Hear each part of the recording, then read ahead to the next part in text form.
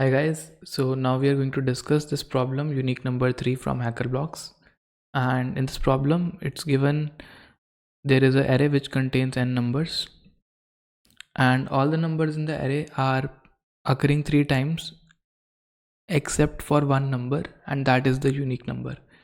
We have to solve this problem using bitwise operators, and it says the first line contains the number n, second line contains n space separated numbers. So this is input. N is less than 10 per 5. So again we need to store all these numbers in an array 10 of the size 10 per 5 if you create one, right? It is also possible that array might not be needed. And we have to output in a single line, and we have to tell what is the unique number, right? So for example, you have 7 numbers and all the numbers are occurring 3 times except 3. So the unique number is 3. And it is not given the output array will be in sorted order, so numbers will be shuffled, right? Okay, so let's see how we can approach this problem.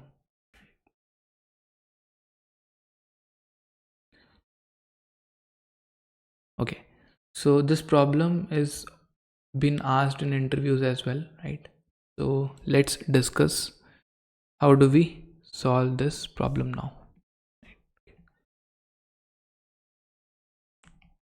So you may face problems like these in interviews as well, right? So let's see one example. Suppose the numbers are 3, 3, 2, 1, 1, 1, 3. And in this case, the unique number is 2, right? So clearly we have 2 as the unique number. How this is different from other problem is, if you do XOR, right? If you do XOR of all numbers, you won't get anything, right? So if you do 3 XOR 3, it will cancel out, but this 3 will be left, right? So if you do XOR of all, you will get 1 XOR, 2 XOR 3.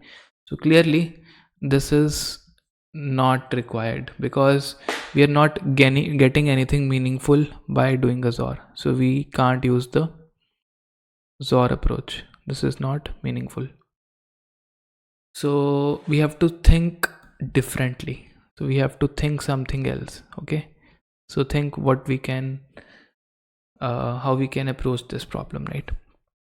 So the hint is in this question itself, right? It is given all the numbers are occurring thrice except one number which is occurring only once, right?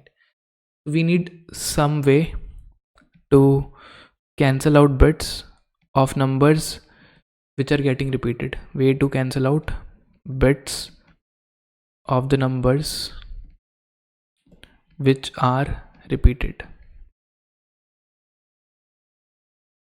Okay, so one thing we will do is, let's write every number in the its binary representation. So 3 can be written like this. So we have numbers 3, 3, 2, 1, 1, 1, 3. Okay, these are the numbers. So let's write the binary representation for each of these. So this is 0, 1, 1, 0, 1, 1. This is 0, 1, 0. This is 0, 0, 1, 0, 0, 1, 0, 0, 1, and we have 0, 1, 1, right? So one thing you can note is, if we see each bit position, right? If we see each bit position, for example, let me talk about the last bit position, right?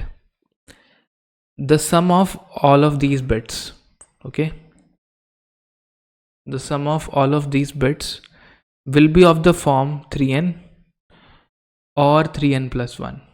Okay, so this is the only possibility at every bit position.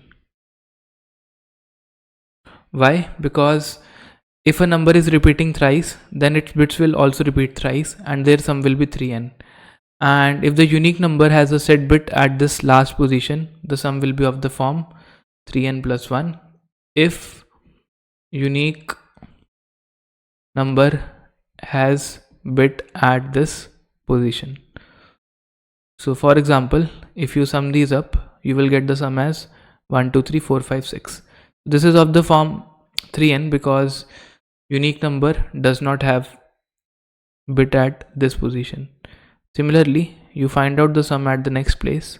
At this place, the sum is 1 2 3 4. This sum is 4. And similarly, you find out sum at this place. This sum is 0. So you got 3 numbers. Okay.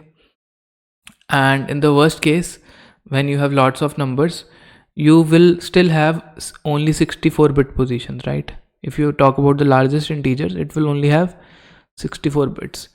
So you can store this sum in a 64-bit array.